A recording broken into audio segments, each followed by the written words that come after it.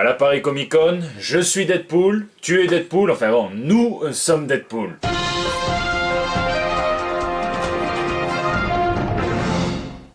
Et oui, j'aurai donc le plaisir de vous retrouver sur le stand de Panini Comics pour la Paris Comic Con, une fois par jour pour une animation, tu es Deadpool. Tu es Deadpool en 3 mots, c'est ce comics dont vous êtes le héros, dont vous êtes le Deadpool, dont nous avions parlé il y a quelques JT. Donc on va essayer d'y jouer absolument tous ensemble. C'est traduit en français par Jérémy Manès, ça sort le 11 novembre, mais ça sera disponible en avant-première à la Paris Comic Con. Et donc on va y jouer tous ensemble, on va essayer de prendre des décisions collectives, il y aura du fun, il y aura de la barbe, il y aura des cadeaux à gagner. Ça j'en ai demandé un petit peu, Panini a été très gentil, il m'a dit ok. De la rigolade, et bref. Venez, de toute façon, si vous venez pas, ça sera la faute à Lady Gaga, c'est bien connu. Bon, et en plus de ça, en plus du panel sur les comics animés par Terry de Melty avec Marvel et Alcor, j'aurai aussi le plaisir de vous retrouver 2 jours en dédicace, c'est le vendredi et le samedi, et venez parce que j'aurai pour vous, gratuitement évidemment, on ne fait rien payer, vous savez, un print, un superbe print de monsieur Bruno Bessadi qui s'est encore surpassé. Je vous invite à le suivre de partout où vous pouvez, sauf dans la rue, parce que c'est flippant. Bon là ça bug un peu apparemment, mais je vous dévoilerai tout ça évidemment dans les jours à venir. Sinon j'aurai également le plaisir de vous retrouver lundi prochain, le 15 à 20 h sur la chaîne YouTube et sur la chaîne Twitch en direct de Nous Sommes des Héros, les Forgerons Légendaires. Ça sera un live sur Venom, ça tombe bien, et donc il y aura du défi pour Maxime, on va le mettre à rude épreuve. Il y aura du comics, il y aura du jeu vidéo, il y aura du cadeau évidemment, donc on vous attend. Bon, ce week-end c'était le clash des géants à la New York Comic Con, et en plus il n'y a pas que ça dans l'actu qui est aussi chargé que mon oncle quand il revient du bar. Donc tout de suite, ce sont les news de la semaine.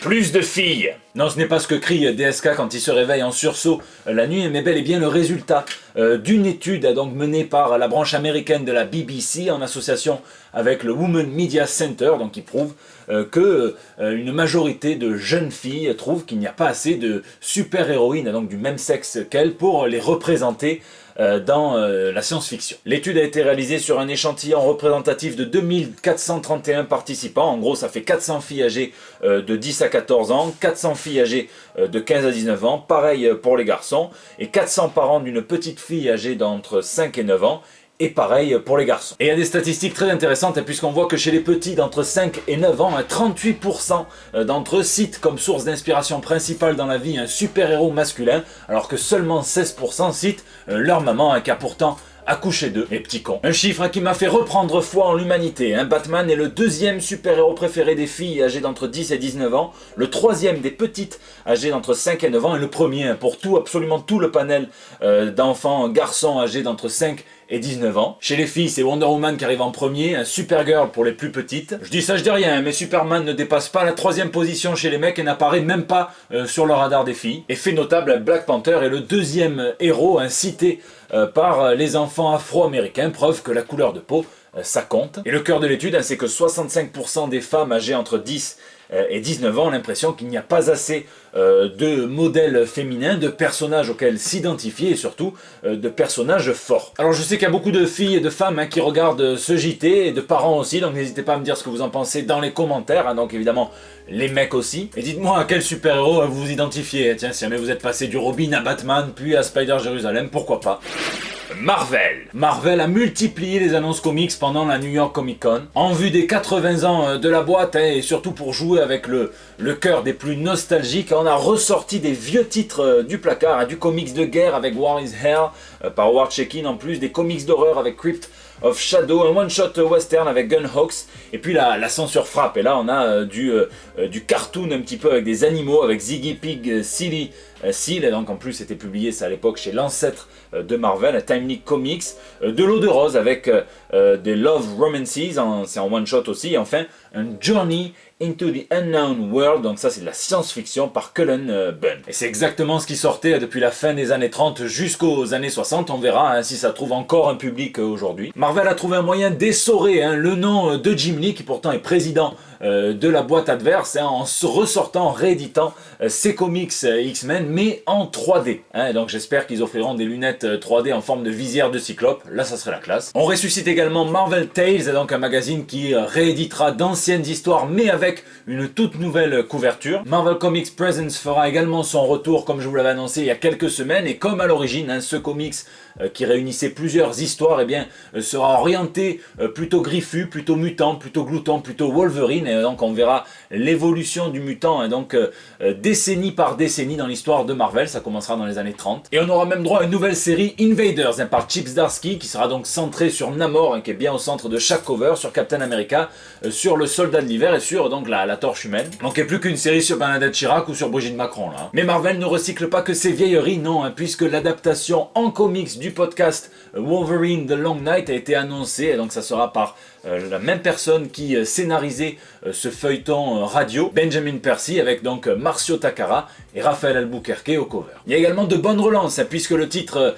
Friendly Neighborhood Spider-Man repart au numéro 1, tout comme la série Young Avengers et le comics Cloak and Dagger. On aura également une nouvelle série Champions, et donc Jim Zub n'hésite pas à qualifier de plus grosse équipe de super-héros adolescents qu'on n'ait jamais vu, un petit peu la légion des super-héros de chez Marvel, un petit tacle à DC. Tiens d'ailleurs, en parlant de tacle, quelques transferts également, puisque le Cosmic Ghost Rider rejoint les Gardiens de la Galaxie et que Rocket Raccoon intègre les Vengeurs. Tiens d'ailleurs, on travaille le cardio chez Marvel, puisqu'on revient à un rythme hebdomadaire avec la suite de la série Avengers No Surrender qui s'appelle No Road Home. Souvenez-vous, No Surrender, c'était le titre qui avait résulté dans le grand relaunch de la franchise Avengers. Là on nous promet une aventure des plus folles pour les Vengeurs, ainsi que le retour de la Lethal Legion et le retour de Hulk. Un épisode par semaine, donc tout comme la série, la toute nouvelle série The Man Without Fear, donc qui reprendra juste après l'arc intitulé La mort de Daredevil. On ne sait pas combien de temps ça va durer, mais vu que l'équipe créative est pour l'instant composée de 2 personnes, un scénariste Ryan Penagos et Jed McKay au dessin, je pense qu'à ce rythme-là, ils peuvent pas tenir plus de 2 mois, parce que c'est intense. Al Ewing annonce qu'il va tester littéralement l'immortalité de Hulk, un Mignola style, puisqu'il va l'envoyer en enfer. Donc Hulk numéro 11 sera le début de l'arc Hulk in Hell. Marvel annonce également une nouvelle série Black Widow par les sœurs Jen et Sylvia Soska, et illustrée par Flaviano, et apparemment on va avoir droit à une Natasha énervé. On en arrive aux annonces un petit peu poids lourds, donc on nous dit que à l'occasion des 25 ans de la série Marvels, donc par Kurt Busiek et Alex Ross, eh bien on aura droit à des variantes cover de quelques titres, donc par Alex Ross, à commencer par les 4 Fantastiques que vous pouvez apercevoir. Mais ça signe aussi le retour aux affaires de ce couple mythique chez Marvel pour des projets inédits qui sortiront en 2019. On arrive enfin au prochain gros event de chez Marvel, celui qui sortira probablement en absolute chez Panini dans quelques temps, War of the Realms, donc la guerre des royaumes. Ça sera par Jason Aaron, par Russ Dauterman et Matthew Wilson. De la bonne grosse sorcellerie, fantasy médiévale, et on nous promet même que Jane Foster passera une tête chauve. Alors on a que le logo, je sais pas ce que vous en pensez, moi cette affaire ça m'a rappelé le Dark Knight Metas, et on a entendu Donny Cates dire que c'était fou, et je sais pas si on doit être rassuré ou complètement flippé. Au niveau du film, c'est quasi le calme plat chez Marvel à New York Comic Con. Donc en plus il y a Venom en ce moment, qui essuie de très mauvaises critiques. Certains disent que ça soi-disant ça serait orchestré par les fans de Lady Gaga afin de promouvoir le film de leur star sorti au même moment. J'ai pas encore vu le film, donc je vous laisse me dire ce que vous en avez pensé sans spoiler dans les commentaires. Est-ce que c'est mérité, pas mérité, le lynchage? Dites-moi. Insolite. Avant de passer à DC, pour digérer un peu, un petit trou normand avec toutes les news insolites de cette New York Comic Con, et on commence avec Tom King qui avait beaucoup fait parler de lui à la San Diego Comic Con parce qu'on lui avait attribué un garde du corps, et cette fois c'est presque pareil pour la New York Comic Con, sauf que ce jeune garçon charmant n'était pas là pour protéger Tom King, mais bel et bien l'original de cette couverture du Dark Knight Returns de Frank Miller. Elle est estimée à plusieurs centaines de milliers de dollars, espérons que ce soit pas un cadre à la Bansky. Du coup, les voleurs ont été un peu frileux et ils se sont reportés sur la couverture originale de ce Savage Dragon numéro 88 par Eric Larsen, celui à qui l'on doit la langue de Venom ainsi que sa bouche à faire pâlir et crever d'une crise cardiaque n'importe quel orthodontiste. Et on rappelle évidemment que le vol c'est mal, comme dirait François Fillon. Le plus dommage c'est que ça s'est déroulé sous les yeux des membres les plus éminents de la Justice League et des Vengeurs, puisque Mark Ruffalo s'est baladé grimé, déguisé dans les allées de la New York Comic Con, et qu'apparemment ça a beaucoup excité Jason Momoa, qui a peut-être reconnu l'odeur de Daenerys, je sais pas. En tout cas, on peut espérer un petit Infinity War Aqua Hulk d'ici 9 mois environ, je pense. Je suis pas médecin, mais... DC Comics. Chez DC, on a été un petit peu plus dosé en matière d'annonces comics et films. On a eu droit à un nouveau trailer d'Aquaman, à des premières images de Lobo pour la série Krypton, de Robotman pour la série Doom Patrol, plein d'images de la série Titans qui a déjà été signée pour une saison 2, avec même un petit pied de nez à Monsieur Poole pour sa blague sur la noirceur de l'univers d'ici. Et même si c'est pas de la Comic Con, je vous la mets quand même, on a eu droit au premier aperçu de Ruby Rose en Batwoman, et ça envoie quand même du lourd. Niveau comics, il y a quelques annonces qui te frappent en pleine tronche et à pieds joints, un Nurmagomedov. Brian Bendis vient compartimenter un peu plus le catalogue de DC Comics et lance son propre label Wonder Comics qui aura une orientation sur les personnages adolescent, donc déjà plus pour Marc Dutroux. Et en même temps, c'est pas très étonnant de la part du créateur de Miles Morales et de Riri Williams d'essayer de refaire marcher la formule magique chez DC Comics. Il sera donc à la fois auteur et éditeur sur ce nouveau label. Il débutera avec une série de lui qui s'appelle Naomi. C'est sur une adolescente noire adoptée qui vit dans un quartier blanc et qui va découvrir des secrets de son passé, de son adoption. On nous promet que ça va changer la phase de l'univers d'ici, forcément. On aura également droit au retour de Impulse, donc Bart Allen, de Connor Kent, Superboy, et de Tim Drake, donc en Robin, qui formeront le cœur des nouveaux Young Justice. C'est dans cet univers que gravitera également Ginny X, donc l'arrière petite fille de Jonah X, qui débutera donc dans un comics exclusif à Walmart, vous savez. Des ados Green Lantern viendront faire leur apparition et s'intégrer même au run de Morrison. Et on aura même droit à une revisite de la série de l'âge d'argent, à Dial H for Heroes par Sam Humphries et Joe Quinones. Parmi les autres grosses annonces après Green Lantern, c'est au tour de Barry Allen d'y passer. Donc Flash aura droit à son Year One, donc par le spécialiste du speedster Joshua Williamson, mais qui, à la différence du Green Lantern, intégrera ça comme arc narratif dans sa série Flash et pas dans un livre à part. Le comics d'ici exclusif à Walmart spécial Halloween accueillera donc l'histoire de Brian Azzarello et de Greg Capullo sur Swamp Thing, et donc ce dernier a déclaré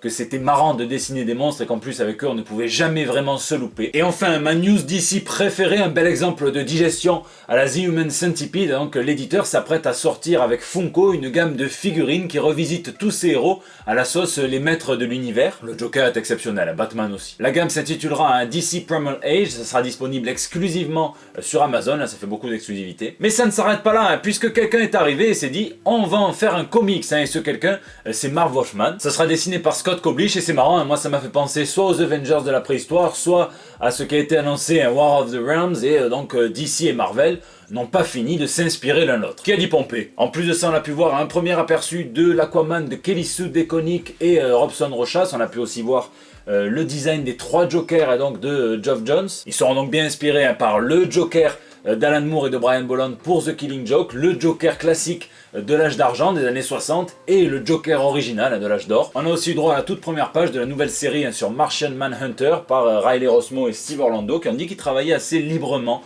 ensemble et que c'était quasiment du plot script, puisque l'auteur donc ne disait pas case par case et laissait faire un petit peu le scénariste comme il voulait. C'est pour ça qu'on a une douzaine de cases dans la première splash page.